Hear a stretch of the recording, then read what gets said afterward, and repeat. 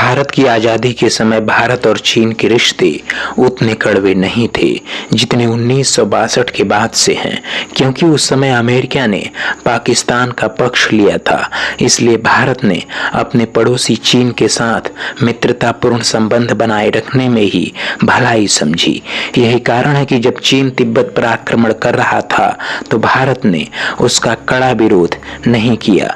चीन के साथ भारत के रिश्ते तब खराब होने लगे जब 1959 में भारत ने आध्यात्मिक नेता दलाई लामा को शरण दे दी।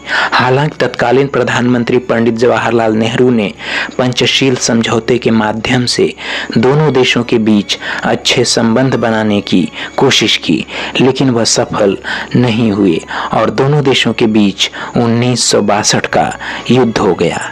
पंचशील समझौता भारत और चीन के क्षेत्र तिब्बत के बीच आपसी संबंधों और व्यापार को लेकर था। पंचशील समझौते पर पहली बार औपचारिक रूप से 29 अप्रैल 1954 को भारत और चीन के तिब्बत क्षेत्र के बीच हस्ताक्षर किए गए थे। इस समझौते पर तत्कालीन प्रधानमंत्री पंडित जवाहरलाल नेहरू और चीन के पहले प्रधानमंत्री चाओ एन लाई के बीच हस्ताक्षर किए गए। अप्रैल 1954 में भारत ने तिब्बत को चीन का भाग मानकर पंचशील के सिद्धांत पर चीन के साथ समझौता किया। पंचशील समझौते के 5 मुख्य बिंदु थे, जिनमें पहला शांतिपूर्ण सह अस्तित्व, दूसरा एक दूसरे की क्षेत्रीय अखंडता और संप्रभुता के लिए परस्पर सम्मान, तीसरा पारस्परिक अहस्तक्षेप, चौथा परस्पर अनाक्रामकता, पांचवा समानता और पारस्परिक लाभ। पंचशील समझौते ने भारत और चीन के बीच तनाव को काफी हद तक दूर कर दिया था। इन संधियों के बाद भारत और चीन के बीच व्यापार और विश्वास बहाली को काफी मजबूती मिली थी।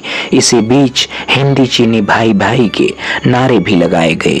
1959 के तिब्बती विद्रोह की शुरुआत में दलाई लामा और उनके अनुयायी भारत में अपने जीवन की रक्षा के लिए CIA की मदद से तिब्बत से भाग गए। भारत सरकार ने उन्हें शरण दी। इसके बाद भारत और चीन के रिश्ते बिगड़ गए और चीनी जनता के बढ़ते विद्रोह के बीच चीनी सरकार ने देशभक्ति का हवाला देते हुए अपनी जनता को शांत करने के लिए भारत के खिलाफ एक तरफा युद्ध की घोषणा कर दी। चीन ने भारत के साथ युद्ध की शुरुआत तो कर दी, लेकिन इस युद्ध के लिए न तो भारत की सेना तैयार थी और न ही यहाँ की सरकार। इसके परिणाम स्वरूप चीन ने भारतीय भूमि के एक बड़े हिस्से पर कब्जा कर लिया।